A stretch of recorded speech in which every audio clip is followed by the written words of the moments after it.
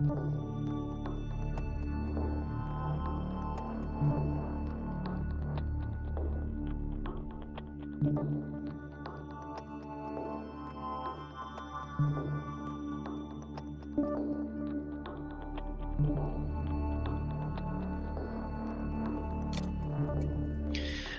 right, there we are. Good evening, everyone. Sorry for the slight late start this evening here. We were having some technical difficulties on our end, but they have been all sorted out, and we are fashionably late here.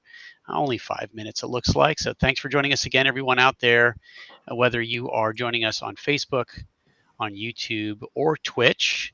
This is Friday Night Live here with the Page crew. My name is Phil, the Director of Operations for the Philadelphia Area Gaming Expo.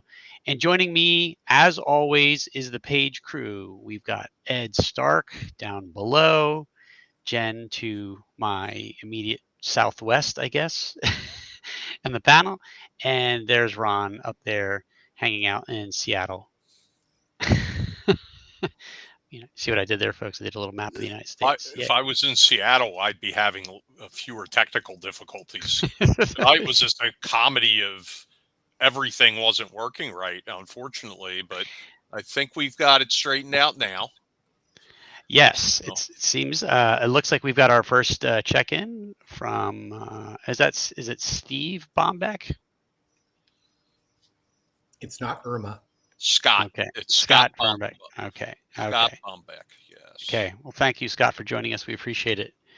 Well, folks, as we are exiting the month of August, and we get into the fall season here, I've got my Penn State hat on here because tomorrow is the big kickoff. I'll be there. I'm getting up bright and early so I can drive up to State College for the game. So we're getting into that time of the year. So yeah, we've got two guests this evening that we're going to be chatting with.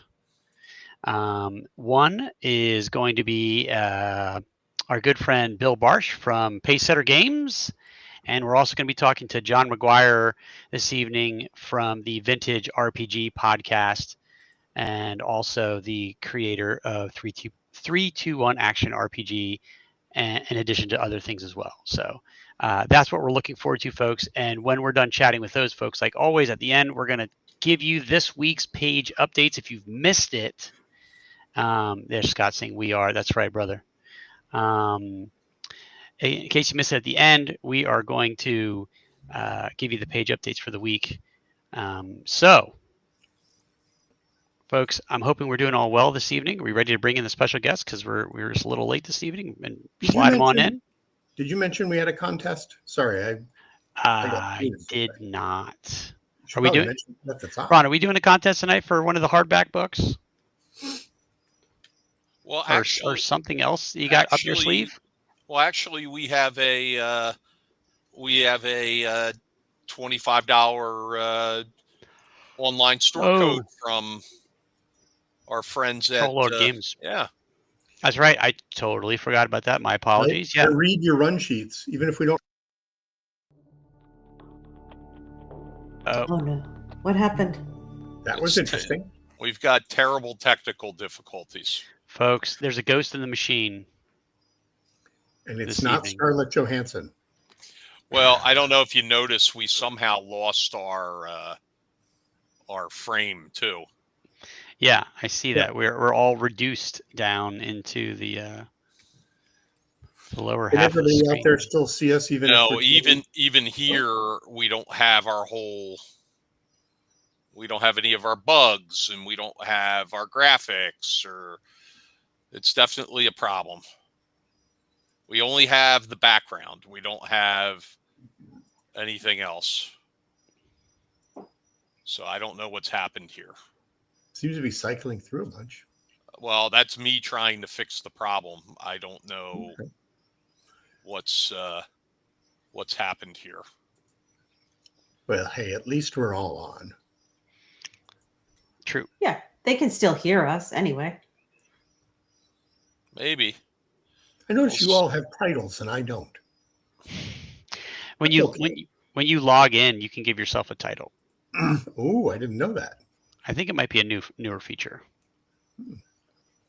I'll have to play around with that at some point. Well, we're going to have to go without the graphics tonight, folks. So we That's can okay. get it Yeah, I'm wearing straightened a out. shirt. That's okay. That's all right. We're all Yeah, sporting yeah. our gear here. Yeah, there we go. All right. We still have our guests in the green room, Ron? Are they still waiting? Yeah, they're patiently waiting. They're patiently waiting. Who are we letting in first?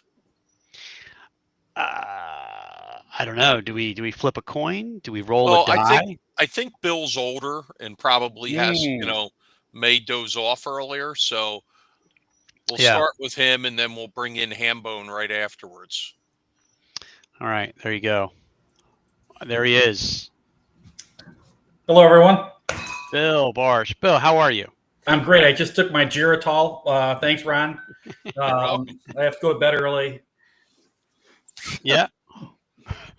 Just the fact that you mentioned Geritol tells people how old you are. Right. Yeah. Do they even make that anymore? Is that even a thing? I can honestly say I have no idea. Yeah, I remember the commercials as a kid. Yeah, right. Sorry for the backdrop. I'm still getting into my new office, and I'm in a temporary desk, so I don't have a cool backdrop yet. It's actually my stuff's over there. So This is my game or design room, I should say, but it's very boring behind me right now. Well, that's okay. You haven't been in the house for that long, have you? No, just honestly a couple 3 months, but it's been kind of back and forth to Michigan too, and still getting things settled in and all that. So, right, yeah, it takes some time settling into a new house. So yeah, and hello to everyone in the chat. I see people saying hello. I don't want to ignore you. Yes. Yep. All right. Let's see here. I do see Agile Monk is in chat, so I'll just say this. Agile Monk, I don't know if we know each other, but like every show I listen to, every live stream I listen to, you are in the chat. Of every other show I watch, whether it's Mike Shea, whether it's Jeff McAleer, whether it's Roll for Combat, you are in every chat of every other show. So thank you for joining us this evening. Apparently we made the list. But anyway, so Bill, you, my friend, are coming to page 3 again because because three makes it nice, right? Ever so nice. 3 makes it great. Yes. Because you were at 1. One, and you were at 2, yes, and sir. you're going to be at 3. Why don't you tell us a little bit about yourself and Pacesetter Games, and then we want to segue into talking about your involvement with page 3. Sure. Just briefly, I've been involved in the industry for about 45 years. I started with Metro Detroit Gamers, helped them do game conventions back here in Michigan, or back up there in Michigan, I should say. We did WinterCon, MichiCon. We ran about several Origins conventions too at the time. After that, I did work for Task Force Games for a while as an editor, associate editor, I should say, and I did a bunch of writing for them also. And this is all back, 80s, late 70s, 80s, and early 90s, on and off. I was also in the military at the time, so it was kind of more off than on. But, came back from that, got married, had kids, got out of the hobby for about 10, 12 years, like a lot of people my age. I'm 60. And got back into it about 17, 18 years ago and formed Pacesetter Games at that time. So we produce mainly Dungeons and Dragons adventure modules and supplements. That's what we've been doing for that entire time. And I've met Ron on the auction pages, I believe, more than a few years ago.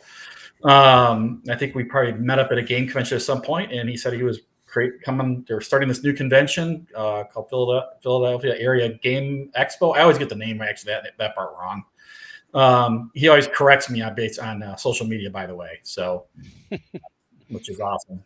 So I was really excited about it, and he invited us, as kind of his premier vendor in year one, and me and Ben, who helps me run the company, we're really excited. We had a great time at page 1, and page 2 was got even better, and I'm super excited for 3.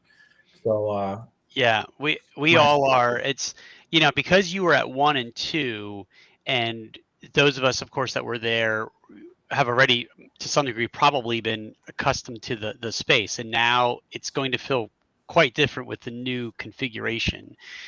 But we are beyond excited about what the potential is here as we continue to grow the convention. So I know once you come in and see the new layout and what we're going to do with stuff, you're like, wow, this is very different than 1 and 2. But Right. you're one of the OGs. You were there from day one, so we appreciate you coming back again. Oh, I think we wouldn't miss it at this point. I mean, it's the only East Coast convention that Pacesetter does. And I don't expect it to change anytime soon. So, you guys knocked out of the park year one. And like I said, we're big fans, and we'll be there to, help support the con any way we can.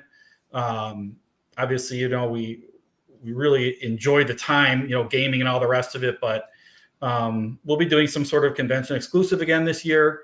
I look forward to helping Ron run the auction, or me running the auction and Ron disappearing after 20 minutes. But it's all good. Well, Phil, Phil mentioned this, but, I'll just say it.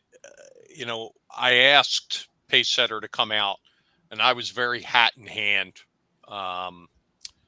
about it. First year convention, Philadelphia.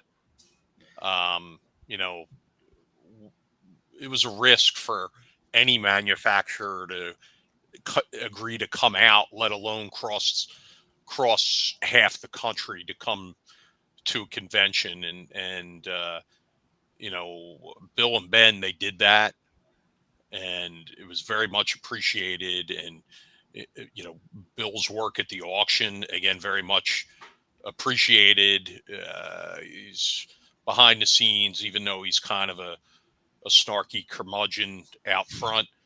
But behind the scenes, he's always recommending things that can make the auction better and that can make the convention better. And as far as I'm concerned, Pacesetter is a cornerstone of what Page is and what Page will be moving forward.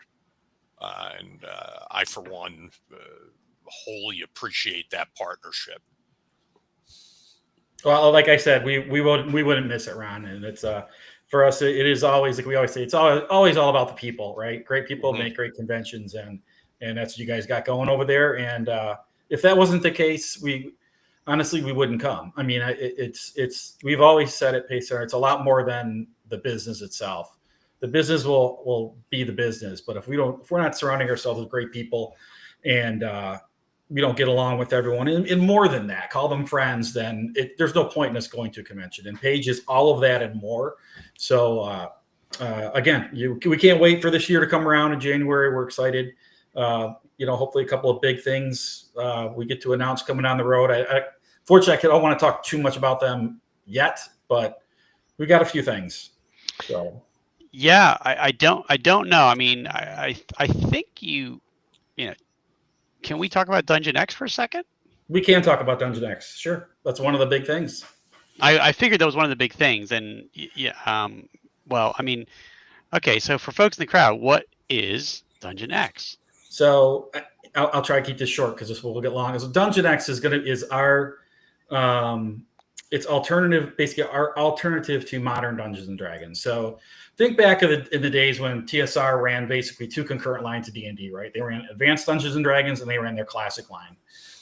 Classic line, Holmes, BX, BECME, Black Box, Real Encyclopedia, that line. And then there was AD&D second edition, or first edition and second edition. And that all went away when Wizards Coast acquired TSR out of bankruptcy. They basically just folded it all into one thing called third edition. So Dungeon X is our vision of what would that, if that came back into being. We ran a concurrent line of D&D that was kind of a faster play, adventure forward game. What would that look like? And that's what Dungeon X is. So we pretty much took the best things out of every version of D&D. This is not a clone of like BX. We've done that. We have that game out there. This is something way more than that, right? So we're using the best of the best, a lot of modern rule mechanics, definitely a lot of old school aesthetics, tons of old school aesthetics. It's a lethal game that plays fast. There's no skills or feats or bonus rests or all that kind of stuff that you would see in 5e. Again, not knocking that. It's just a different way of playing. 5e is a superhero game that is character forward, right? It's player character forward. Everything's kind of built around that chassis. Dungeon X goes back and takes things and puts things back, and the adventure is the driving force of the game. Doesn't mean the player characters aren't unique and aren't cool and can do a million different things. Again, the game's limited by your imagination, but it plays a lot faster. If you can play any version of D&D, you can play Dungeon X. That's kind of the quick upfront sales pitch on it. We've been running it, honestly, kind of covertly for a couple of years. Our tournaments have been using that rule system for the most part for the last 2 years. A lot of our play tests have featured parts of it. So it's been in motion for a while. We're really excited to bring it forward. So, I guess the easiest way to say it is just a clean, simple is not the right word, but it'll have to do right now, version of Dungeons and Dragons. And look, I'm not going to say it's not a D&D game. It's a D&D game. But it moves quick, and most people will recognize pretty much everything in it. And we've done it. We've of course done some innovation. We made undead amazing again, and dangerous and scary as hell. That kind of thing. We have a whole new energy drain mechanic, which is fast and easy to use. Stuff like that. Okay. Well, that sounds very interesting. I mean, I think I don't know. Who knows, right? But in my opinion, this is an extremely interesting time in the history of role-playing games. I feel like right now in this moment, it really is. I don't know. Everything just seems different, but not in like a good. Well, I say it a good way, but not in a bad way. I don't know. It's hard to put my finger on it when I think about it. There's so many things that are moving and shaking in the industry. Like I feel like things are converging, but in a very positive way. And to sound overly philosophical, so it's exciting. I agree. It really is an exciting time. I mean, with Wizards' kind of mishandling of 5e over the last 2 or 3 years has really opened the door to a lot of different things, and that's always, to me, that's a good thing. Opportunity to look at different games like Shadow Dark, is obviously a big hit, and that's good for the hobby. That's how I look at these things, and we kind of hope to also be good for the hobby. I mean, it'll be one of the major rule sets that we produce for. We've got a couple of people already in line to do products for Dungeon X, so as third-party producers. So we're excited for it, and we'll see how it goes. We're not trying to take over D&D. That I want to be really clear with that. We're not we're not the guys who do Daggerheart, right? The Critical Role guys. I mean, we won't have that kind of backing behind us. So, but again, it's a completely different game. So we'll see. We'll see. Someone said streamlined is a good word to use for our version, and it pretty much is. But there's still a lot of nuance to it. Now, there's a lot of built-in complexity, but moving kind of quick is the name of the game for Dungeon X. And we have a sister game to it. We have Gamma X coming out, which we've been talking about for a couple of years. We've been playtesting that quite a bit at conventions. So we're excited about that. And the reason, again, you have X in the title because they basically share the same central rule mechanic. So you can actually move characters from one game system over to the other with almost no adjustment necessary. And then we'll have another one, Gunfighter X, coming out down the road. Cool. All right, I'm gonna throw it out there to. Oh, there we go. Ron's sharing screen here. Hold on. I'm fact checking Bill's comment. We've got Will Critical Role's Daggerheart, Darrington RPG, Press, yeah. From Darrington Press. Challenge D&D in terms of popularity. Discuss your answer below after voting, and 6% said yes and 94% said no. But as we scroll down here, Bill Barsh says no, but this will, and we have a Dungeon X logo there. That is a proverbial throwing down of the gauntlet. Yeah, you could say that. I actually like the logo a lot. I think the logo is pretty cool. It came out pretty nice. I think, like I said, everything with it still got a little bit of work to do, but it'll. The Kickstarter is going to launch. We've got we're going to have 2 Kickstarters for it. The first one's going to be essentially a starter set Kickstarter, which will go off in about a month and a half. We're looking around the first week of October, and then the main Kickstarter will go off most likely in January for the full game. And we're kind of staggering it that way because we want to really get kind of a version out there we have an adventure already just built for it. We've actually got a few for it, but when I'll be with the starter set adventure, to kind of give people a look behind the window, and see how it runs, see if it's something that is for them. Not every game is for everyone, obviously, but I think the starter set will do a good job of presenting the game. And then what we're going to do is if you back the starter set and then you want to go in, on the full Kickstarter in January, we'll basically got a coupon code for it. So you can get whatever you spent on the starter set off the full box set. You're not paying twice for something. Sorry to break in, but we're getting reports in chat that our sound is out. Uh-oh. I don't know. I mean, can you all hear me? I can hear you. We can hear each other. I don't know if they can. Can anybody in chat other than Jen verify the fact that you can hear us? Those of you that are listening to the stream. Might ask that question in chat as well in case they can't hear us. Well, let's. It seems like we can be heard. I think Jen refresh YouTube. There we go. I can hear fine. Saying he can hear fine. Okay. All right. Okay. All right. So everybody else can hear. All right. Fantastic. Ed, Jen, Ron, do you have any questions for Bill? No, but we'd like Bill to stay. We will have questions for Bill, but we'd like Bill to stay on with us while we bring someone Bill knows very well. We're going to bring John McGuire on. Uh-oh. If I can find where he went. There he is. Oh. Hey, everybody.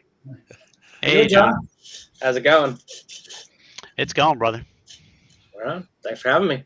I know you could hear all that in the back. I mean, are you excited about Pace Setter's Dungeon X? Oh yeah, I think it's such a cool thing. The recovery of the fumble when Daddy Hasbro dropped the ball, it gave everybody who really had skin in the game and a heart for the hobby a chance to kind of go in their own direction and say this is. Just because it's been this way for so long, it doesn't have to be that way. So finding a way to streamline something, finding a way to reignite that spark and reintroduce people to why you fell in love with Dungeons and Dragons in the first place. I mean, at the end of the day, it's all Dungeons and Dragons. Right. Like absolutely. You meet anyone on the street, it's like, oh, what do you do? I'm into tabletop RPGs. Like Dungeons and Dragons, it's all Dungeons and Dragons. But I just love that it's people who, like you were out there being like, hey, I've always had this idea of how we could do this in a way that, is better or at least more fun. Or I know people are going to get to the table and be like, oh, that's a great way to do it. So, kudos to you. I'm excited for it. And I'm really hoping you knock it out of the park with that. Thank you. I appreciate it. And we're working hard. We got a big team on it and we are really excited to bring it forward. I think it's something, what we didn't want to do is do a clone, right? We didn't want to put out another version of BX, another version of AD&D. We just weren't looking to that. It is, at the end of the day, it is 2025, right? I mean, a lot of us, our sentimental attitude is locked into classic Dungeons and Dragons, but, the newer versions also have a lot to offer. And I think by combining all of that, you can do something really cool. And like I said, I think, at one point, the producers of D&D, they were at a fork in a road. They were like, we can take this game and go in the adventure, challenge, scary characters die a lot road, or we can go in the other direction where it's, it's really player character centric, and we're going to be more narrative based game, especially involved around pickers. And that's the road they went. And I don't think there's anything wrong with that. But I think there is another way of looking at Dungeons and Dragons, and I think that's what we're going to try and present. And I think that's a great point. Hi, Jen. Hi, fan Jen, by the way. It's something I've been kind of kicking around in my head, and maybe you all feel the same way. To a degree, nostalgia is a double-edged sword, right? And I think that when we approach the hobby, which is awesome, like I don't think there's very many things that are better than being a part of this hobby. But when you think about the things you're nostalgic for, it doesn't need to be the rules. It doesn't need to be like a certain style of gameplay. It needs to be being with people, rolling dice, having laughs, like coming up with some harebrained scheme that's so crazy it just might work. And I think finding new ways to facilitate that while honoring the old ways and ushering in something new, man, that's exciting. Let's put the focus back on the important thing, which is the nostalgia of being together. And that really aligns with what I was determined to do with Paige when we first started putting it together. Yeah. We first started looking at this at the height of COVID, and the industry and those who were patrons of the industry were destroying each other online because they were like caged animals. Yeah. They couldn't get out. They couldn't do what they wanted to do. There was a lot of talk about inclusiveness or lack of inclusiveness or gatekeepers or new people are woke and all these things. And, I'm sitting back in my own little corner of the gaming world in the community that I run, the RPG collectors discussion and barter group. And I'm saying, we've kept all this kind of fighting out of our group. And we tamp down on it because, listen, it's supposed to be about the fun of being around the table, whether it's the system, whether it's the people you're playing with.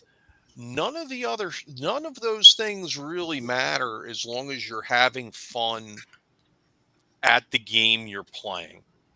Leave all the other stuff at the door and let's just have fun. And when we put together Paige, I said, let's make this, it's not an old school convention. A lot of people think it's an old school RPG convention. We've got more 5th edition that runs at Paige than anything else. Yeah. Then it's Shadow Dark after that, which is a throwback system. But, many new people are playing it. But, we were very determined not to be pigeonholed into one, corner of the hobby as far as the people who would want to attend Paige. It wasn't about that. And, I give Phil a lot of credit for this because when I first brought Phil on board as like anything other than a volunteer, he really helped get in line.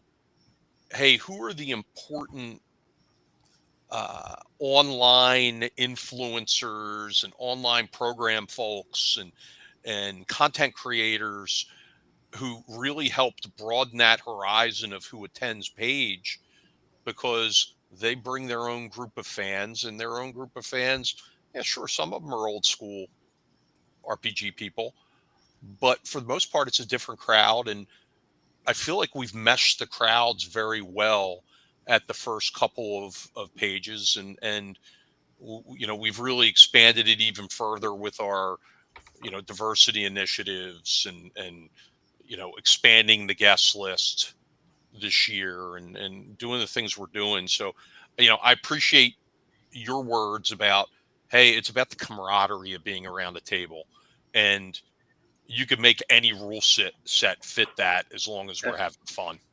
I mean, I got to put you over a little bit, Ron. I know what you're showing all, but I'm going to say some very nice things about you. I feel like a wrestler. I feel like, oh boy, am I going to get face pop or am I going to get heel heat when you put me? No, over? you're going to get the face pop here. You know what? I've been to a lot of conventions, and one of the things that I truly appreciate about Paige is you really do.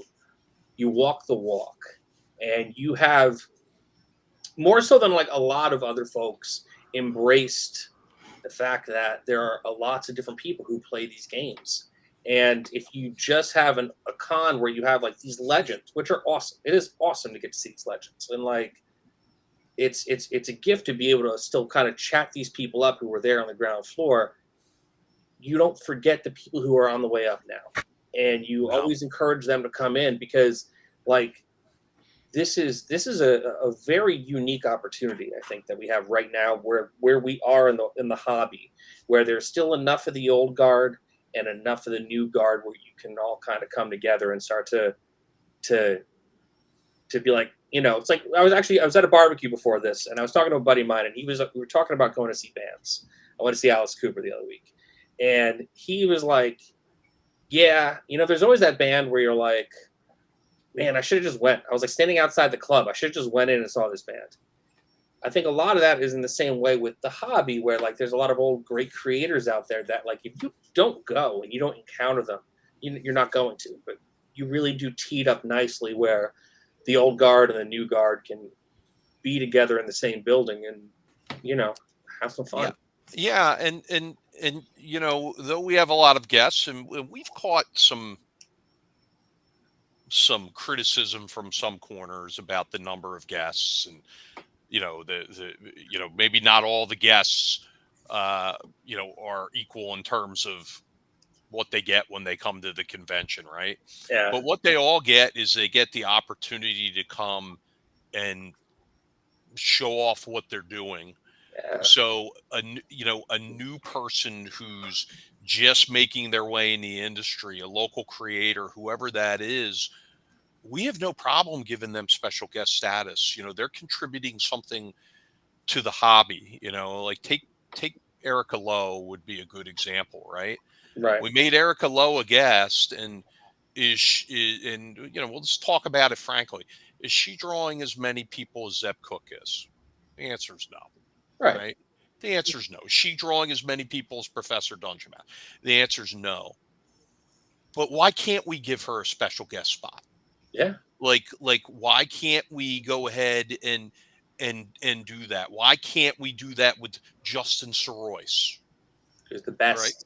Right? Yeah. I mean, listen, Justin's a good guy, and he's a very talented individual. Okay. There's nothing wrong with us wanting to elevate people as industry guests. Yeah. And, but, you know, from a business standpoint, you know, they're not all created equal with what they mean to, you know, the gate at Page. And you know what? I don't care. If we can help people in the industry and help them get a step up and a foot up, and the way, man, put them on the map. Hey, you know, we did a good thing and we enjoy it. So, and they enjoy it, and we're going to keep doing it moving forward. We're going to keep going out there and looking to see who's out there, and you know, that only makes it a better experience, not only for them, but for all the attendees who get to interact with the guests. You know, like I know how many people you interact with when you're at the convention. I know how many people Bill scowls at when he's away from his table, right? I mean, you know, but in all sincerity, I mean, like, you know, Bill's a perfect example. Bill put himself right out there and has been a true partner, whether it be as a guest, as a vendor, as a member of our staff with the auction. Like, we couldn't have gotten through the first 2 years auctions without Bill. Oh, yeah. I mean, that's the reality. So, I mean, I think it's great. I think we have got a good dynamic there, and I'm going to make sure we keep following our heart on that, and it also gets better year over year. Forward. Well, so Ron, it's better year over year. Yeah, it's amazing. So Ron, you're hitting on something. It's what you're talking about, bringing different people into conventions. That's what conventions have been all about, honestly, for 50 years. And I mean, I mean, I want to say I was there, Gandalf, but I was there in 1978 helping run one of the largest conventions in the country at the time. This hobby has always been about niches. Okay, there's different size niches within our hobby, but there's a lot of them. So bringing people in, it doesn't matter how big their niche is. If they have some sort of name recognition, or they're going to be, help get the word out within their particular little niche, having a multitude of those at your game convention is a good thing. It's what conventions are all about. It's what they've always been all about. I mean, you get caught up into thinking, oh, game conventions back in the day were just this one group of people. I'm going to here to tell you, no, it wasn't. There was never a sign on the door that said only X people are allowed into this game convention.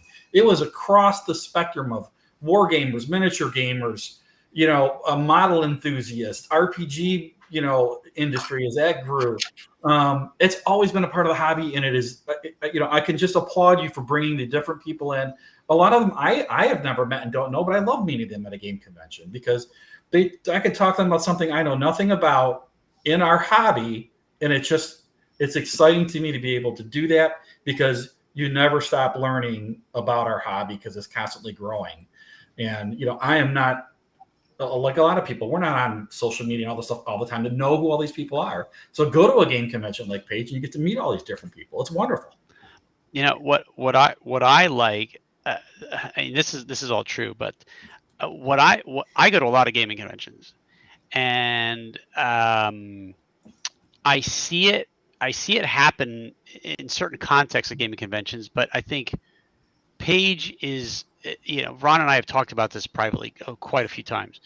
I think like you're going to really see the benefits of Paige while you're there, of course, and experiencing it. But as content creators and designers and legends, like we spoke about earlier, commingle in this space, you see then this cross-pollination, if you will, of ideas and experiences. And then I've seen people say, listen, that sounds great, we need to talk. And so two people in the industry that have their own audiences and their own, design work and what have you, are now making a connection on a they're strengthening the web of the hobby as we go forward.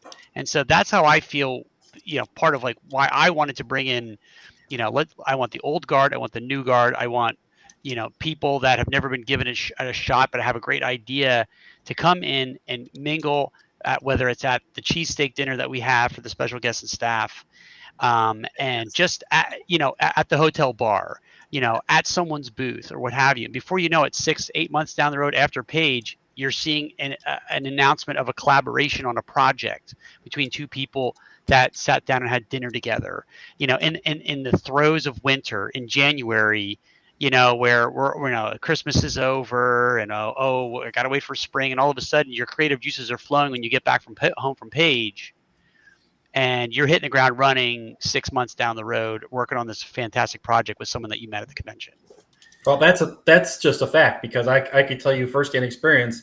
I sat down with Kelsey Dion last year, and we started talking, and we're going to. So Pacesetter owns the intellectual property rights to Palace of the Vampire Queen, the first D&D adventure ever produced for the game back in 1975. Nice. We own all the Wee Warrior stuff. So, but Palace of Vampire Queen is, it's a special thing, and we've kind of held off for years doing anything big with it, because next year marks the 50th anniversary of the first D&D adventure module ever designed and produced and sold. And we are doing something very, very big with Palace of the Vampire Queen next year to celebrate the 50th. And Shadow Dark is going to be a part of that. And that is happening because I sat down with Kelsey Dion last January. So has that ever been publicly mentioned before? Or is that no, you got to. Okay, so we just got the scoop right there. We got to send that over to Rebecca for a little clip, I think. But that sounds fantastic. Right. That sounds like I want to get out front of my skis. They're not, they're not saying they're endorsing it, but we're doing it. We've talked. We're doing it for Shadow Dark, and she was pretty excited about it. So, hell yeah, it fits perfectly. I mean, the vibe of Vampire Queen and Shadow Dark is just, man, it's meant to go together, right? Yeah, butter and jelly. John, I saw your eyeballs getting big when he was talking about the fact that they had the rights to the. Well, I mean, just because like a lot of older stuff, like if if Daddy Hasbro doesn't own it, who does? You don't know. Like it could be anywhere. It could be lost. Yeah, we've had it for a number of years. We did a couple small releases with it 4, 5, 6 years ago, but we've kind of been holding it back for a while because we want to do it right. As far as I'm concerned, the Vampire Queen she's we need to do right by her, and next year we can't wait to do something for a real 50th anniversary. How's that for another shot? That's huge. Well, next year happens in January of 2026. And I meant 2025. I said 2025. I misspoke. I mean, came out in 1976. So, correct. Okay, my statement stands. There's a convention in January of 2026.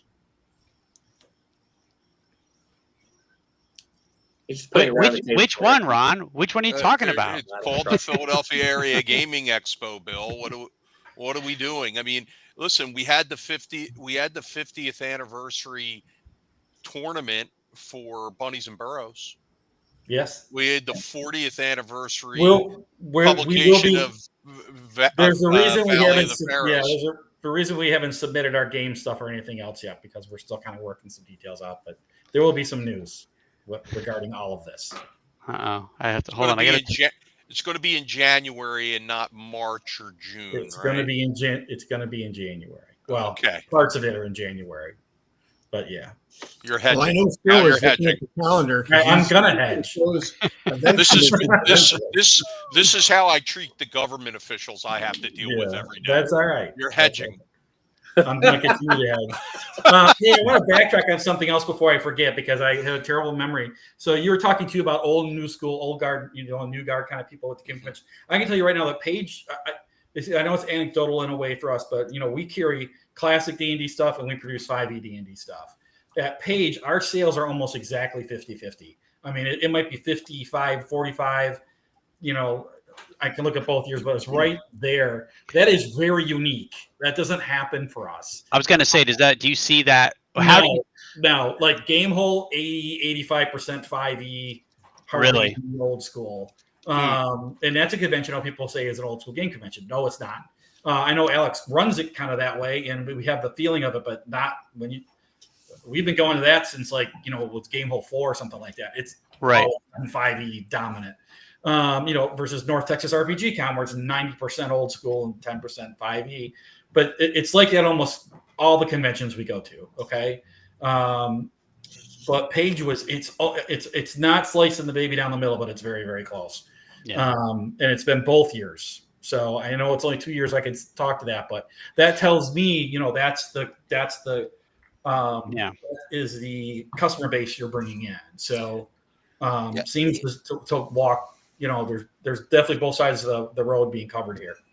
One of the things that impressed me about Paige is, I'm pretty new to the hobby. So, I mean, I was going to all of the, I didn't play any games last year, but I went to a lot of the seminars, and there is so much to learn. You can learn so much from everybody that you meet.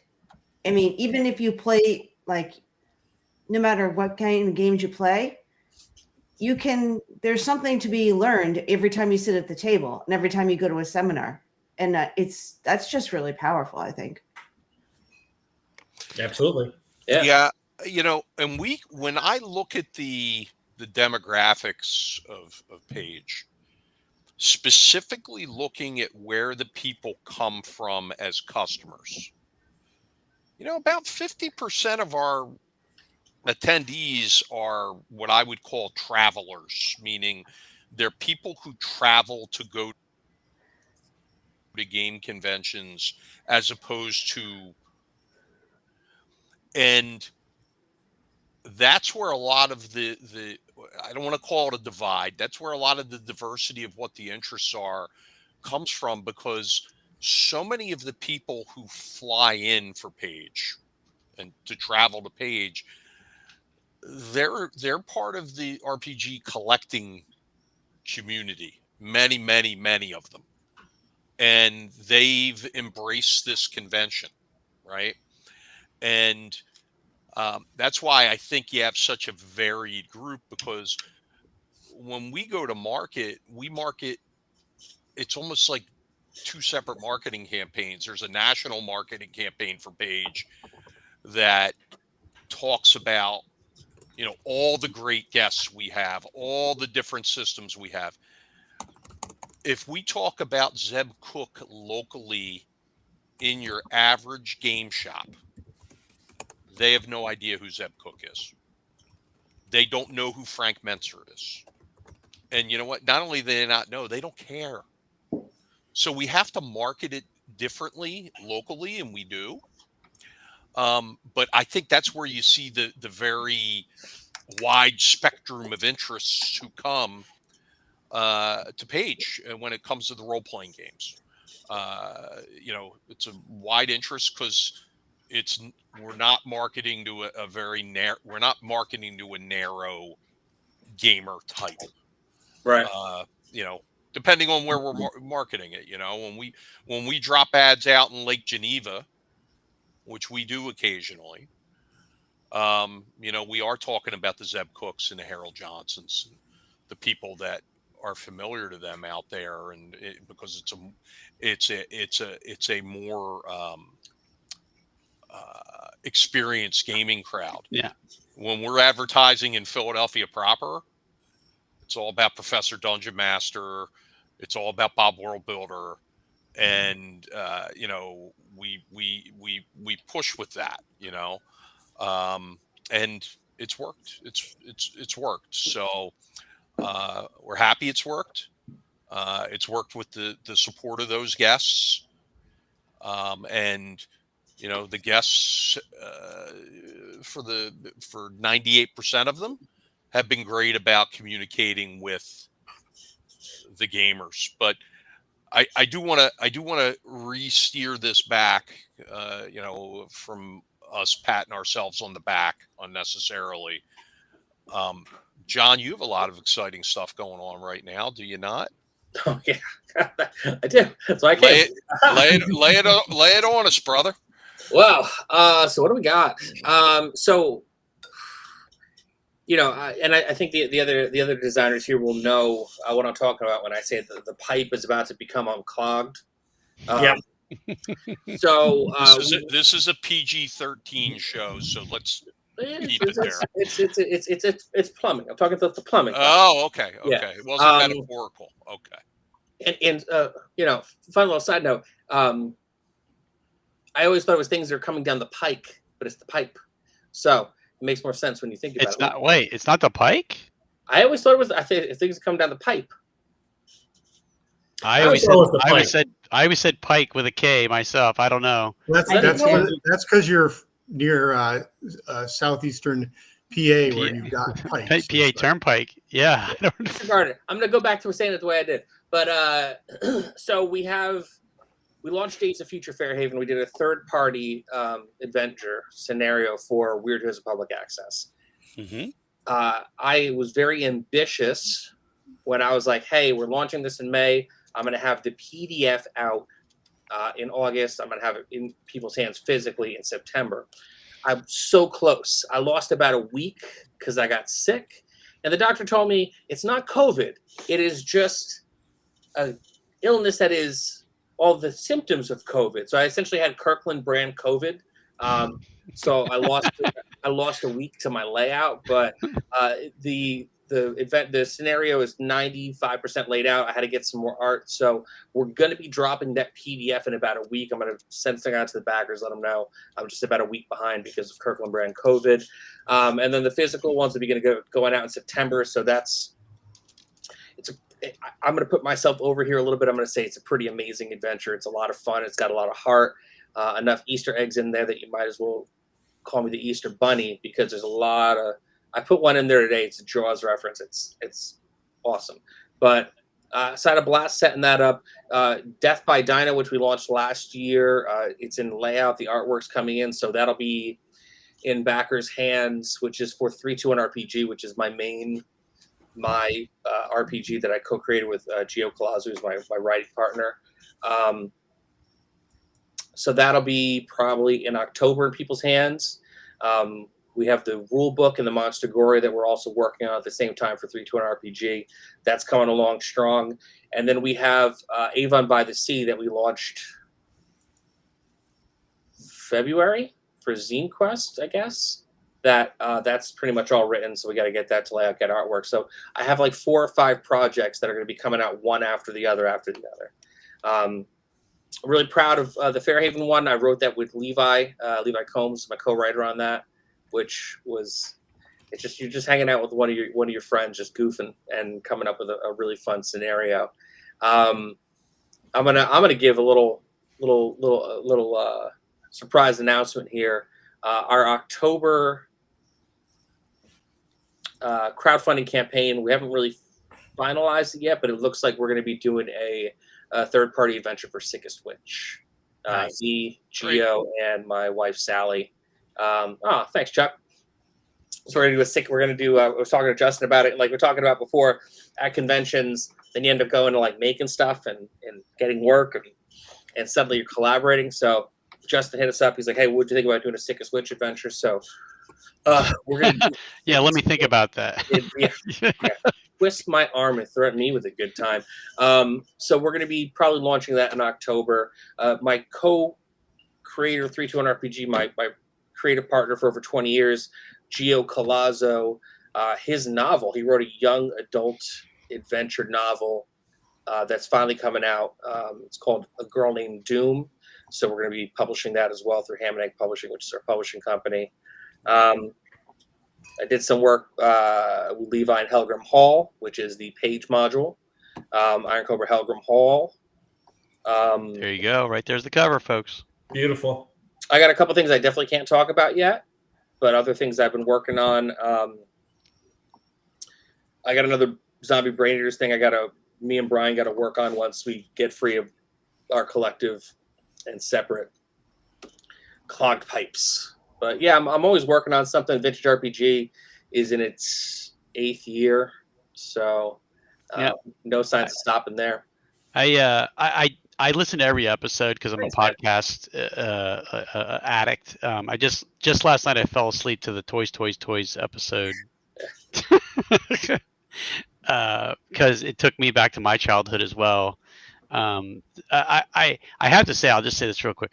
Like, there's sometimes like your references, your and Stu's reference, like I can't get because there's such deep cuts. Yeah. Like they're like such deep cuts. There's like 3 people on Earth that are getting that reference from like October of '82 or something.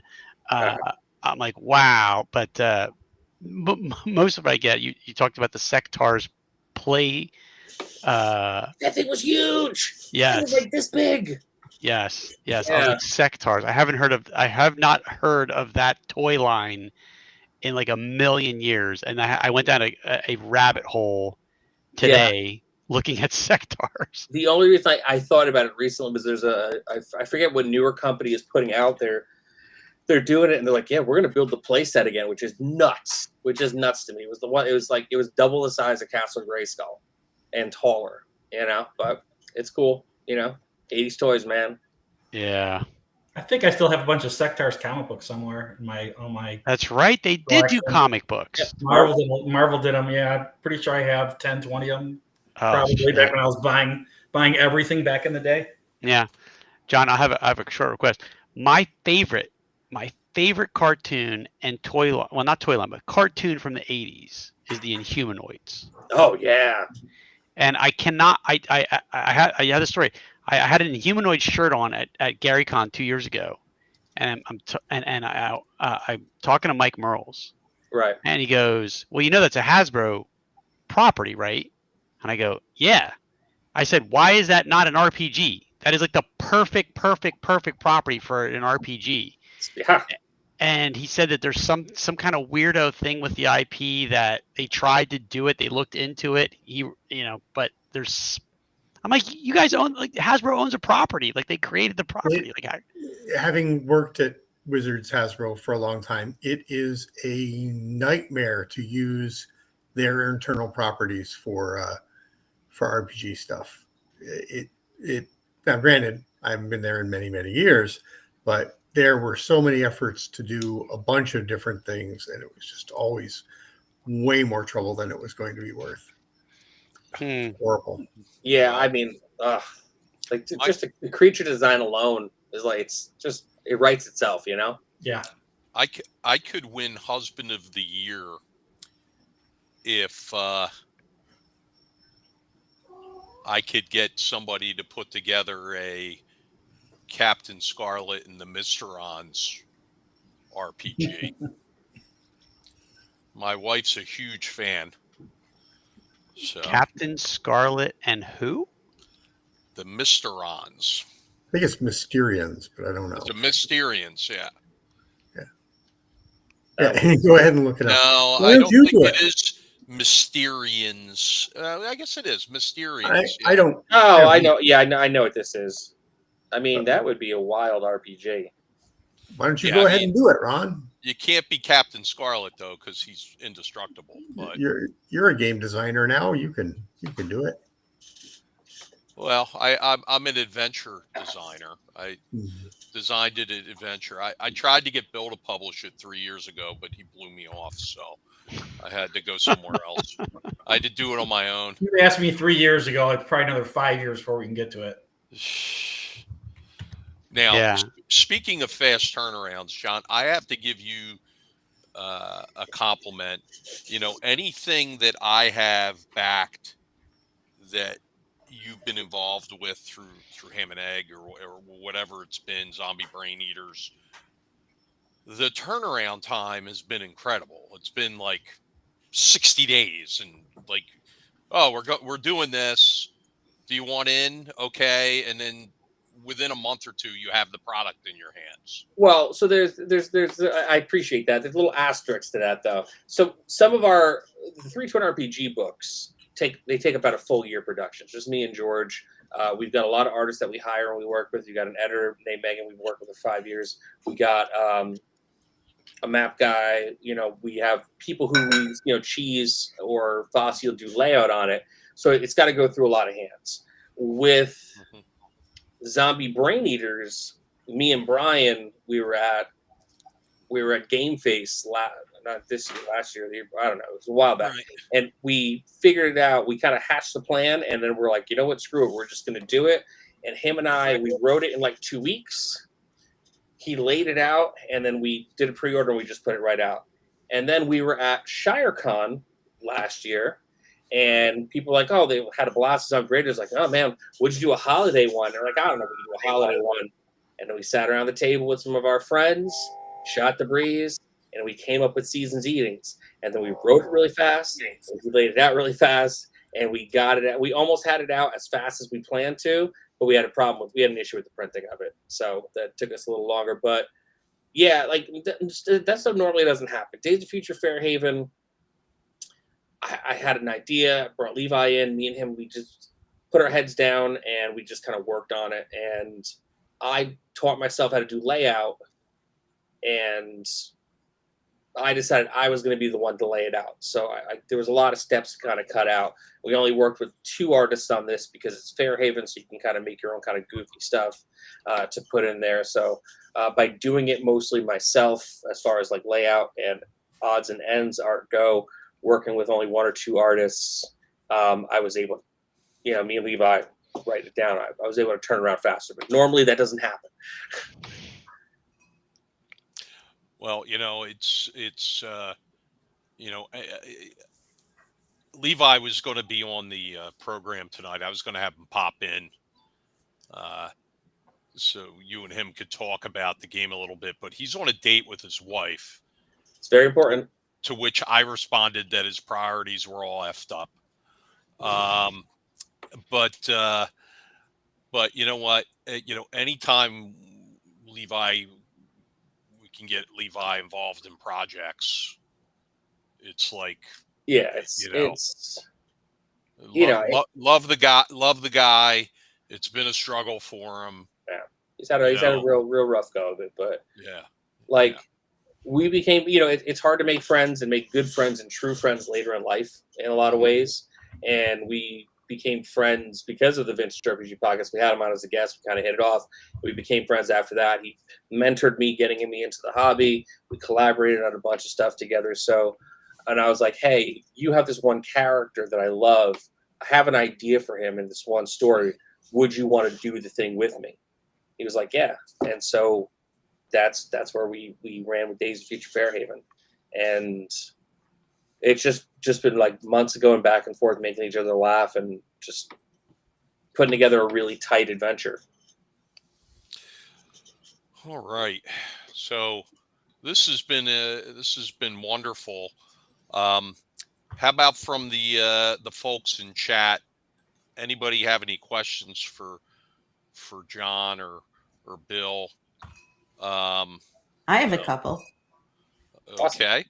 All right. So hold on. My wife's giving me criticism, as you can see on the screen there.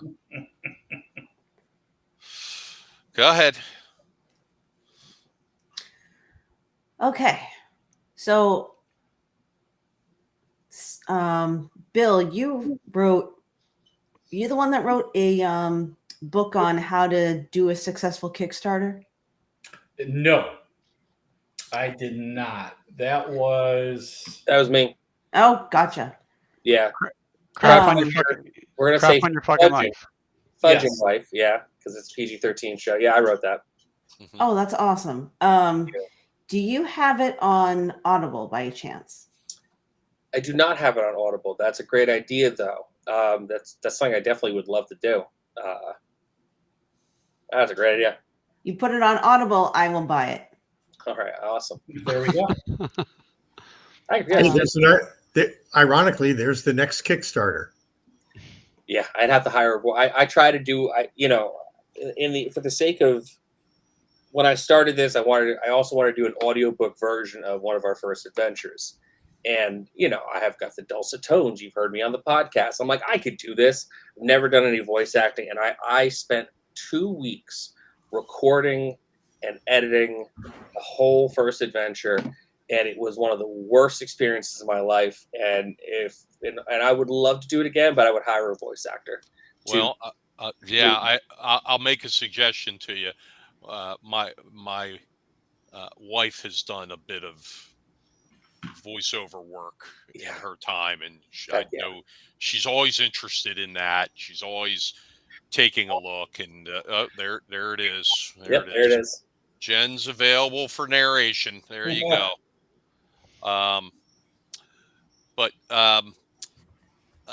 Jenn Cash, did you have another question? You said you had 2 questions. Yes, I did have 2 questions. Okay. I think it was Bill again. Were you the one that wrote the it was like a solo adventure type of thing? So we've done several. Ben wrote Into the Unknown, which is a pretty large solo adventure. You start as kind of a first level character at an academy and kind of move on from there.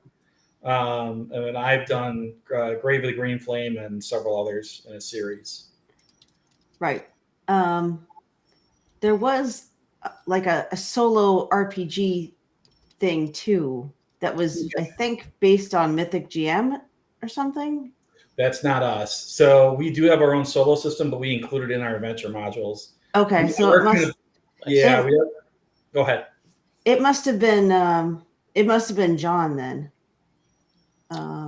So I did solo adventures for 321 RPG. We did 4 of them. We did to promote the thing. So we did the Hotel Extras Fully the Lonely. We did a Ham and Egg in Hell, which was a 2-hole mini golf adventure. We did Ski Quest, and we did Grounded for Life, which was you got to break your grandma out of the nursing home for one last adventure. Oh, that's cool. Yeah, it was a lot of fun. I'm always looking for new ways to play. We're doing a whole new. We're just fulfilling our Up the Beanstalk Kickstarter, so we're doing an entire fairy tale line of solo adventures too. So we're taking classic fairy. Yeah, we're doing classic fairy tales, and we're kind of putting a twist on them, right? So you're not actually the main character in the fairy tale, but you adventure in their universe, right? So actually, as we're sitting here, I'm working on my Winnie the Pooh, and it's Halloween in the 100 Acre Wood, and the woozles and Did- Heffalumps have taken over the 100-acre wood right before Halloween. You got to go in there and help Winnie the Pooh and the gang clear them all out. did We've you got a just- Red There you Riding go. coming. Did you just We've say got- Winnie the Pooh? Yeah, Winnie the Pooh. Oh. So we've got a Red Riding Hood one coming. We have Peter Pan in the works. Again, Ben just did Up the Beanstalk, which is obviously Jack and the Beanstalk. So we're gonna do we have a whole fairy tale world of solo adventures. Public Yeah. domain, baby. They're all in one. We actually have a campaign map, so they're all kind of interconnected. And I should bring out the beanstalk prop I made. I've got it downstairs. Nice. Hey, I have He's a got question. a though, very, before we- very nice beanstalk terrain prop. Lee. Bill. We used it in a couple of adventures last year. I actually do have a question. So, Bill, I know you're kind of waiting to submit your events and everything, so I won't put you on the spot with this. Mhm. But John, are there any events you want to promote for Paige? Things you're going to be running? I have not set my events yet. I do want to put in some events. I haven't set them up yet. I'm just kind of waiting to see what I get in the next couple of months as far as like product that comes in before I set up some events. All I'm hearing are two slackers. I know. Don't I get me wrong. filled out the form tonight. I filled out all the information. I did that. We're actually getting close to the point where we might be getting close to being full on events. Now, obviously, we'll save spots for you guys, but yeah, if you can get anything into fill sooner rather than later, that will be very helpful. Sure thing. Yeah, me and Ben will be putting the final touches on what we're going to do probably later this weekend. Having up on tabletop this week. I mean, I've heard that so many times. Whatever. And then I are going to. Whatever. You know I'm busy. and I'm not going to pretend we're going to close it out on you guys, but it'll help us out, and it'll help since people can register for games. One of the things I'm doing now is I'm calling attention to celebrity games that still have spots. I'm basically picking a few every week or two, and in preparation for this, I was actually searching for both of you guys because I didn't know you hadn't sent stuff in. So I'd love to promote what you get when you do submit. So, well, I'll tell you, I will definitely submit for one for Days of Future Fairhaven because I will have those books. Yeah. And you don't have to do them all at once either. You can submit a couple of events next week and a couple of events. Sure, that's fine. So. Yeah, I will do one for that. Now, do either of you have any favorite homebrew rules that you use? Oh, yeah. Yeah. For sure. It's pretty much why we created Dungeon X. No, I'm kidding. But I don't know. It's hard to pick just one. So for me, I'll tell you, if you don't mind if I jump in, if you're looking for it, you find it. If you say you're looking for it, if it's there, you find it. And if it's a clue, I'll make you roll to see the degree of how much of the clue you get. But there's nothing that drives me more crazy than being in a game and someone's like, I'm going to roll to see if I can find this. And they roll and they did a terrible roll. The next person's like, I'm going to roll to see if I can find that too. And then everyone's rolling to see if they can find like something in the room. And I just found it easy to be like, there's nothing there. Like if there's nothing of consequence, I'm going to save you some time. That's a good rule. We do have a question from the audience here. Let me just find it. Well, there was a recommendation of Jared Cram could also help with voiceover work, who's our public address announcer at Page, does voice work for a living. There was a question from Brian Keena. How do Bill and John feel about pickles being banned from the convention? I didn't know they were. I didn't either. I know there was something to do with pickles in Page, but I don't honestly. Like I said, Ron. Pickles was the Boston Terrier who was there last year. Oh, the dog thing. Who pooped on the floor. Oh. And then then Pickles' owner walked through the poop and ground it into the floor. So yeah, Pickles has been banned from Page 3, and there's a groundswell of support for Pickles to be there, but I'm thus far unmoved. I mean, come on! I love the meme that Chet Mitten posted. Listen, there's more of a chance of seeing Greg Gillespie at Page than there is with Pickles. Couldn't laugh, but I get it. Yeah, I mean, if Pickles is not like a service animal, it's just you're. I mean, I don't bring my cat places. Like I get it. Yeah, I'm right there. I mean, honestly, it's a public space, and you just can't. I'm sorry, you just can't have that situation. I'm just glad you're not banning actual pickles from the convention. Because I'm a big pickle guy. Me too. Like I'm on my sandwich. Yeah, I was the same thing. I'm like, well, I can't have my sliced pickle with my sandwich or something. Come on, man. Phil is not a pickle guy. It is the one food I hate the most. Really? The one food on this planet I hate the most. I will never eat in front of you. I literally my wife tried to be funny with like one time when we were dating with it. I'm like literally like someone is gonna lose teeth. It's like me and tomatoes. Try to slip you tomatoes are the mozzarella stick. Yeah. Tomatoes are the devil's fruit, Jen. Just remember that. Yes, I know. My wife could not eat raw tomatoes, but I can't eat a little bit. Like cook them even a little bit. Then I love raw tomatoes. I can eat them cooked, not raw. We used to keep cherry tomatoes in a fruit bowl on my parents' kitchen table, and we just eat them, going by as if you're eating grapes. Yeah. All right. This is Pickles. Yeah. And look at that face. The owner says it's not actually Pickles, but I found this file photo of Pickles, and I'm So that's not the end we're afraid of. We had no problems with this end of the dog. Yeah. He's a cute little guy. But, like I said, not a service animal. Like, service animals are different. Like, they got it on lock. They can hang. They're not there for petting. Petting for pleasure. These dogs are on the clock. But Pickles. I believe they imported this Boston Terrier from Britain based on the dental work. Mm. Wow. Goodness. Oh, boy. Oh, things are always funniest when they contain a strong element of the truth. Okay.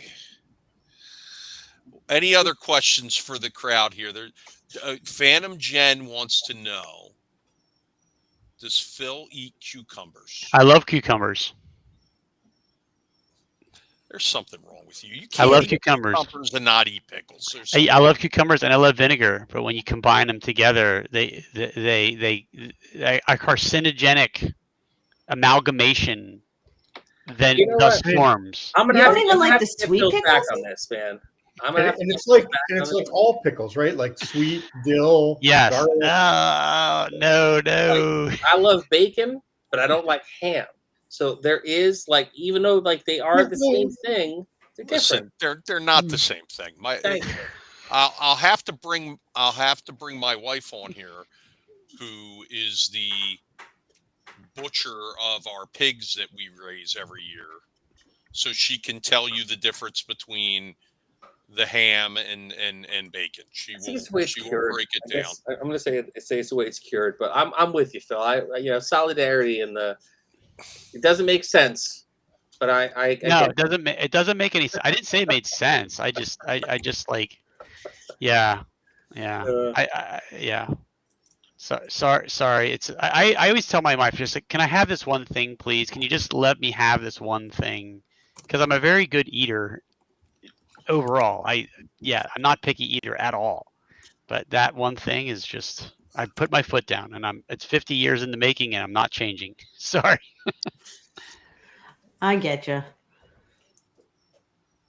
All right, I'm looking for Jen breaking it down to its most basic elements for us.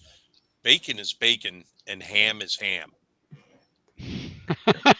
Hey, before the guests go, do we want to do the result of our contest? Hold on. There's another question here. John, why are you called Hambone if you don't like ham? That was a wild party, bud, and not a story for a show like this. Oh my goodness, that's not great. If you go to the Casual Interactions podcast, there's a whole episode devoted to it, and the Hambone origin story, I heard it a different way. So I don't know. Let's just say it's not a noun; it's a verb. No, it's it was something, man. It was a good time. I've been Hambone almost on YouTube. What's that? Is your podcast on YouTube? I think so. I mean, the Casual Interactions podcast has been off. We only did like 11 episodes of it, but one of them was the Hambone episode. It might be on YouTube.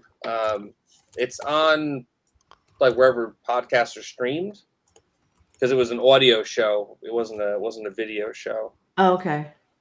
So maybe Alexa podcasts or something, Spotify. Oh, I'm sure it's there. Trying to remember, because we never did video. We just did audio and just dumped it to video, or just put it into YouTube and just put the picture on it. And it's been years though. All right. Now I'm trying to find it. Hold on. We've got more questions. John. Yes. Whose picture's on the pillow behind you? Looks like Lee Pace. That's Nicolas Cage. I was gonna say, is that Nicolas Cage? So Levi, like, just one day he's like, "Oh, what's your address?" And I was like, "Oh, it's like whatever." And I was like, "Why?" He's like, "Oh, don't worry about it." And then like weeks later, I get this little box, and I open up this box and I feel the sequence, and I'm like, "What is this?" And then I open it up, and as I fully unfold it, because it's one of those reversible ones where you put your hand up and it changes colors. So it was all black. I was like, did he just send me like a black sequin pillowcase? It's kind of weird, man. That's, it's odd. And then I touched it again. It all came down, and then it revealed the face of Nicolas Cage, who's one of my favorite actors. And I was just like, this is one of the best gifts anyone's ever gotten me. Well, Nicolas Cage in Renfield I think Renfield was one of his best roles. So he did a great job in that movie. Yeah, no, he was great. All right. So I don't see any other questions.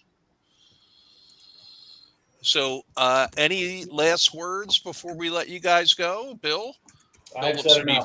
Bill looks to be fading. He's fading. Not fading, believe me. I'll be up for a while. He'll be up for a while. It's good. Gotta work on 100 Acre Wood.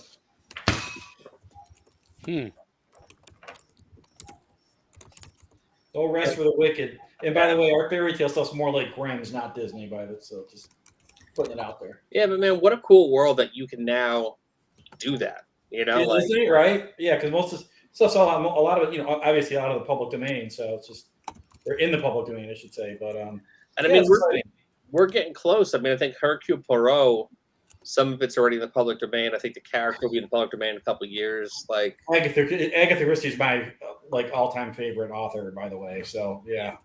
Like if I ever did a mystery game, I'm just gonna wait till Poirot is on the table and then it's on. Absolutely, man. Oh, that would be awesome. Oh yeah, David Chess, Mon Dieu. Yeah, just a whole lot of that. Whole lot of Mon Dieu. Little Gray says. Yes. Yeah. You get it. I do. Where the hell did Ron go? Yeah. It's like I'm at the auction again. Yeah, Ron's like, oh, you're gonna be going to bed soon too. Ron went to bed. Oh, he canceled himself. Yeah, I don't know. He's the one that has his finger on the pulse of the stream. But it looks like we're still. Oh, is he Facebook messaging us? His internet dropped. He said. There it is. That's okay. That's all right. Well, I think we were winding down your guest appearances. I don't know. I don't think I've got the ability to put you back in the green room. But you guys are more than welcome to just head on out. We do appreciate you joining us. And I guess Bill, Ron, and Ed and I will see you at Game Hole. You will not see me at Game Home be there this year. Okay. We will not be. Yeah, we're missing. Just things couldn't work out this year. So. Oh no. Okay. Well, all right. First time in 10 years, something like that. Oh 9 no. years. Okay. Yeah. All right. Well, I will be at LongCon. I know most of you guys aren't coming down to Texas. They're going over to Texas, but I will be down at LongCon in November. Okay. Well, then we'll just have to wait till Paige, I guess, until we see. It'll be Paige. Yep. Okay.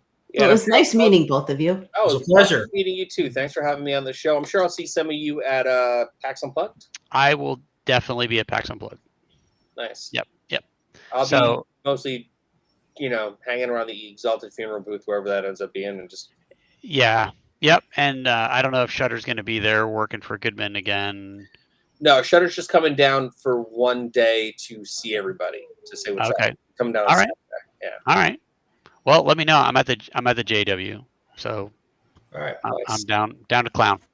Awesome. It was great meeting you all, and hope you have a great night. And thank you for everyone in the chat for kind comments and commenting at all. So. Yes. Thanks, guys, very much. We do appreciate you. Thank you so much. Thank you.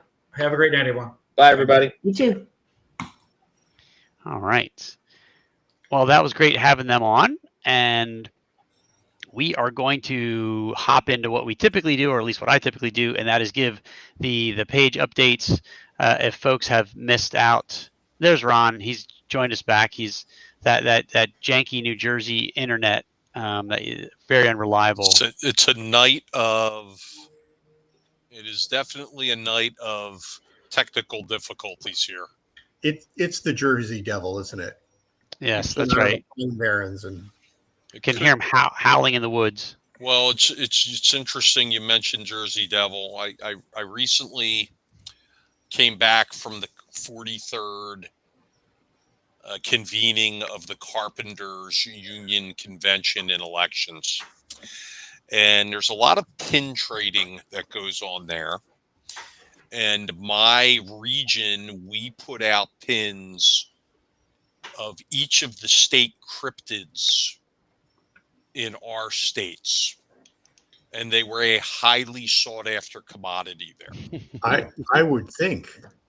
And so I was able to trade for a bunch of other pins, but I kept some of my allotment of the pins, and I will be putting a set of 7 cryptid pins into the auction at Page, which will include the Jersey Devil, the Puckwudgie from Delaware, the Snallygaster, Chessie from Washington, D.C., and the Mothman, and several other ones. It'll be a full set of pins. What's the PA one? It's some kind of like Bigfoot-looking creature. I don't remember what it's called. I think I don't know. You know what? I think it's called the Sandusky. Terrible. Terrible. Hey, you love yourself for that joke. Oh yeah. Hold on, let me pat myself on the back. Oh my goodness. But no, it looks like a Bigfoot. Huh. I don't know if I'm familiar with the PA Bigfoot. I'll have some pictures for next week's live stream. How about that? Yeah. Yeah, Punxsutawney Phil. Hey, Ed Lopez in chat talking about Punxsutawney Phil. Ed, what if I told you that I have been to Punxsutawney 5 times for Groundhog Day, including just this past February, because I'm a huge Groundhog Day fan. I'm like literally like a huge Groundhog Day fan, not the movie, like the holiday. So, yeah, that's cool. Apparently, it's called the Squonk. The Squonk. Or at least there's one of them. That's pretty cool. So you were there for Groundhog Day 5 times this year. So you only had to go through it 5 times? Yeah, right. Exactly. You're right. Yeah. Yep. Well, that's pretty interesting. I've never been to Punxsutawney. I've been by it multiple times, but I fell in love with it when I went to college. My freshman year, I went to college at Mercyhurst University in Erie, and we drove down, my buddies and I, on a whim, and we had a hell of a time. And then I went to Penn State, transferred, and then we went 2 more times. And then when I met my wife, I'm like, hey, I do this thing every once in a while. Are you down? Are you down for it? She's like, you're an effing idiot. That sounds stupid. Oh. And then she's gone with me and the kid twice now. She loves it now too. So I think my wife would have loved it. I think she would have gotten a kick out it's of it. very goofy and fun, but yeah. We got the PA Ren Fair going on now too. Got my tickets. Yes, that's right. PA Ren Fair. If those folks are so interested, I'm there like end of September and October. Take page palm cards with you, and Yep. every person who walks by with a 20-sided die on the top of their staff or on the pommel of their sword, make sure you put one in their hand, please. The last couple of years, there have been people selling custom dice and dice rollers. I was a little worried about going into that weird looking minibus there where they were selling dice. Oh, they had a couple of other stands too. Yeah. I didn't want to go. I didn't want to go in the bus, And there's the people who sell the dragons. Yeah, we have one. Yeah, my daughter has one. Yeah. You can put in your shoulder and goes down your arm. One of the women in my game has one, and I made her a deal. If she bought it and would wear it to the game, I would give her character a pseudo dragon familiar. So there you go. That's very fun. nice of you. Yeah, that sounds like some nepotism there. Darn right. We do have a $25 Troll Lord Games online gift certificate to give away, thanks to Chuck Cumbo. Is Chuck still in the chat? He is. He looks like he's still in the chat, but it's hard for me to tell because I got bumped out by the red light of death on my thing here. But the should we do a trivia question? I like trivia questions. I mean, yeah. I mean, who doesn't like trivia, especially nerds like ourselves? I mean, yeah. Yeah, go for it. What brand of sneakers does Chuck Cumbo prefer? Well, that's a tough one. It's not really trivia. That's a guessing game. No, it's trivia because there was a clue because I auctioned off an empty shoebox from Chuck Cumbo's shoes. Oh, okay. All right. Yeah, it had the brand on it at EggCon. I retract my objection. That's a good one. And you even talked about it. Yeah. I did talk about it, and Chuck is in the chat. And Chuck, we will need a bigger and better shoebox for Paige, please. So Scott Bombeck has said Vans. That is incorrect. That's your only guess you get, Scott. No additional ones. James says Converse Chucks.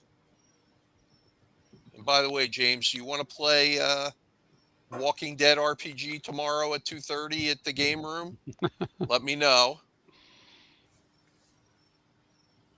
Well, apparently it wasn't Converse. Was not Converse, so James can no longer guess. Jen Glazer says stilettos. Like Jen doesn't have those in her closet with some sort of pleather thing that zips up from the back. Jeez. Oh. Yeah, I know. Aaron says Skechers. Aaron nicely says Skechers. He's got a question mark next to it, though. So is that your answer, Aaron? Is that your official answer? Ed Lopez says Chuck Taylor's. No.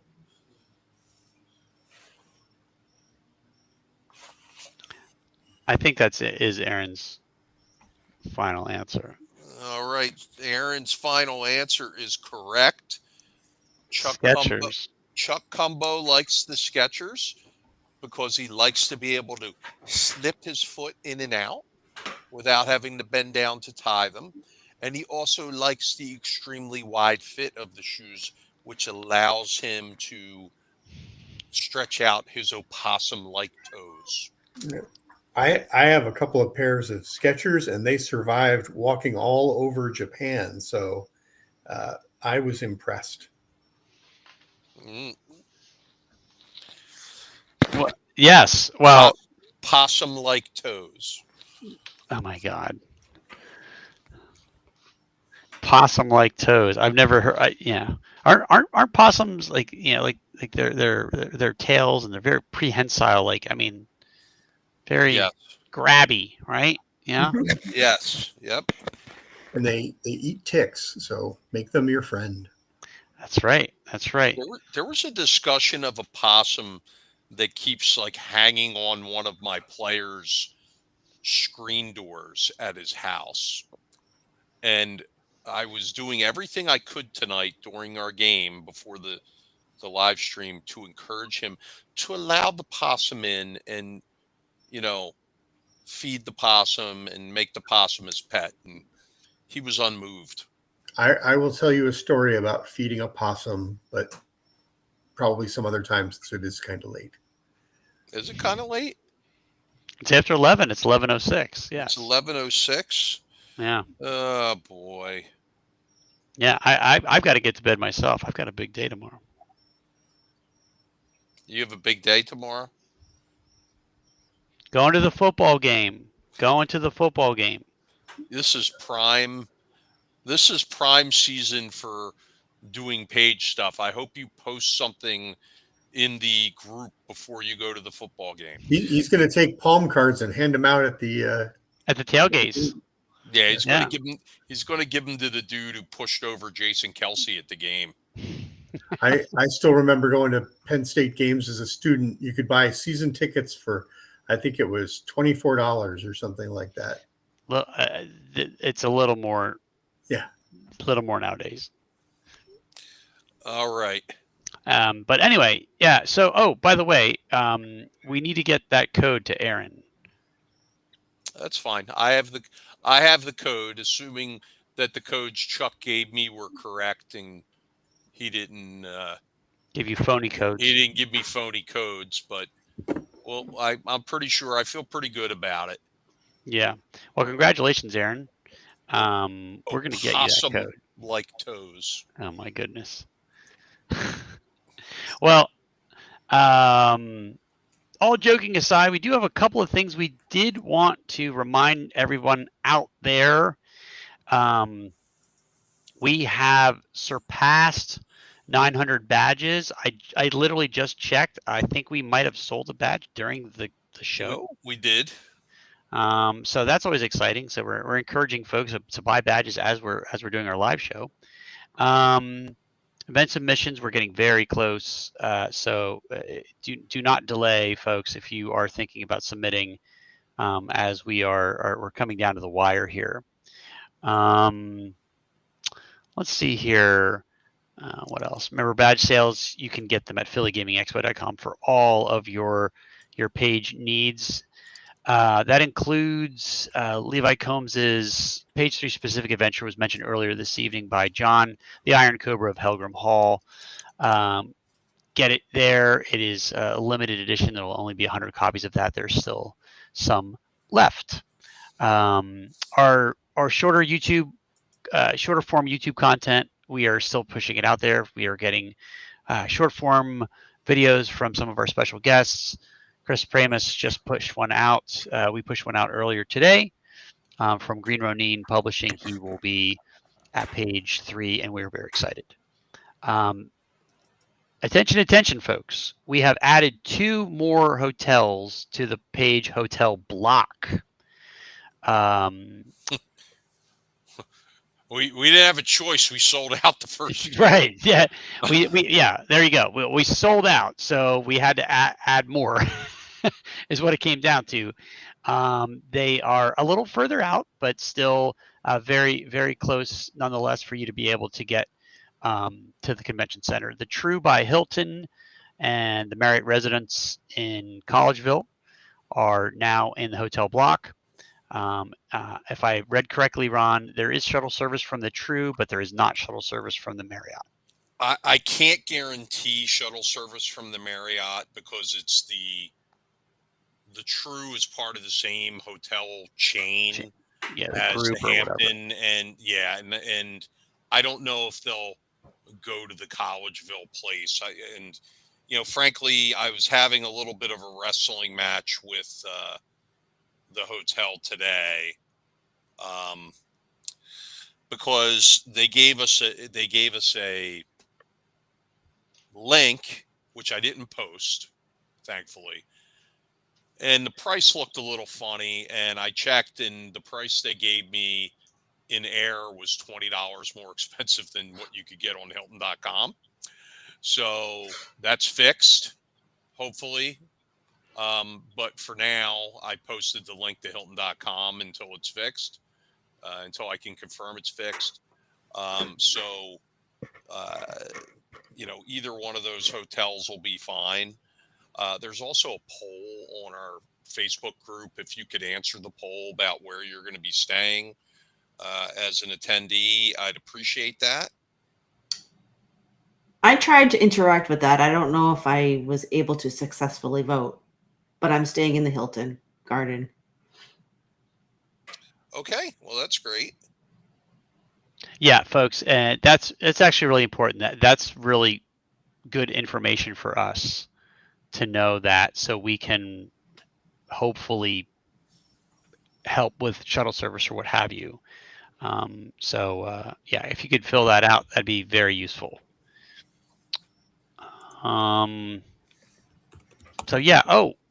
We also announced 2 new staff members this week.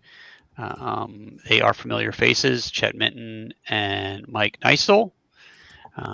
Chet will be working as Paige's art director, and Mike will be working as a project manager for Paige-specific content going forward as we get more into Paige-specific publishing type projects. And so we are very excited that both of them are going to join us here as staff on as Paige staff. So that's really, really cool stuff, I think.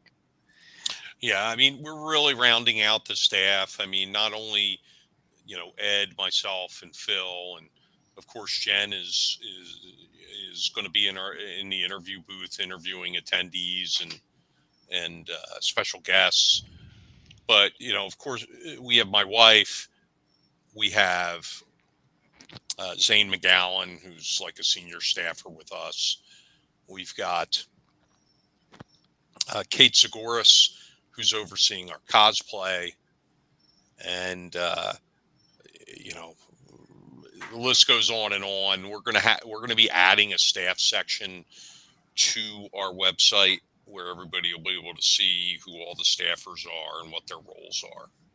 So look for that coming up in the next few days here. Yes, very exciting stuff. All right. I would say that if there's any final questions, now's the time to get them into chat, folks, as we're likely winding down the stream. We're very happy to have you join us this evening. Do we know who the guests are for next week, Ron? I don't think we do. We haven't booked that far in advance, but I think we can. We'll begin to sort that out. Soon. Yeah. So let it be a surprise, folks. I mean, I'm sure once we secure those folks, we'll have guests by the time. Yeah. Tomorrow this time they'll be announced. So, but I will say I thought the conversation this evening was very, very interesting, and I'll second that. Yeah, I think it flowed really, really well. I think we heard some we got a scoop. We got a couple pieces of really good information there. We heard from Bill and from John about 2 exciting projects that they're working on. And yeah, it looks like, especially from Pacesetter's standpoint, that they got something very exciting on the horizon. A couple things, as a matter of fact. Looking forward to seeing their events. I mean, sounds like they're all going to be sort of premier things, you know? Yeah. Yes. Dungeon X sounds so interesting. Yep. I can tell you that there is, his son Ben already submitted at least 2 Dungeon X events that are in the system as of right now. I think there's at least 2. So I did a search. They're there.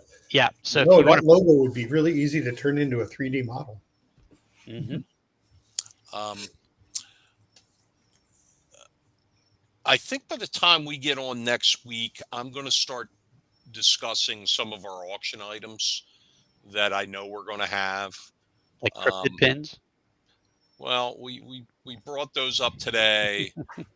We're actually going to have some pretty cool stuff, and I just learned of a donation we're going to be receiving that is an extremely unique item from the RPGA, and something that I've never seen before. So I'm excited to once I have it in my my hands, to show that off, and I think it's going to be quite sought after, perhaps even in the range of where the Gen Con copy of Needle went last year. Yeah, that was, you had some big fish on the hook for that one last year. We did. We had some big fish. I think some big fish are going to be interested in some of the stuff we're going to have for this year. I know we have some very valuable dice coming in. I know so maybe we'll spend an episode and we'll talk a little bit about the auction and go from there. All right. Okay. I don't see any other questions. No, I would just say very active chat this evening, very fun chat this evening. So everybody in chat, thank you so much for joining us and participating in the show. As the messages fly by, we're trying to answer your questions and just see all of the nice, funny comments coming by. But thanks again to everyone that's joined us in chat. We do really appreciate you taking some time out of your Friday evening to join us. And again, I thought this was a really good episode. So, Ron, do we want to hand it over to Jenn to take us out this evening? Absolutely. Okay, so that wraps up our show for tonight. Looking forward to seeing everyone next Friday, same time, same place. Have a wonderful weekend and Labor Day.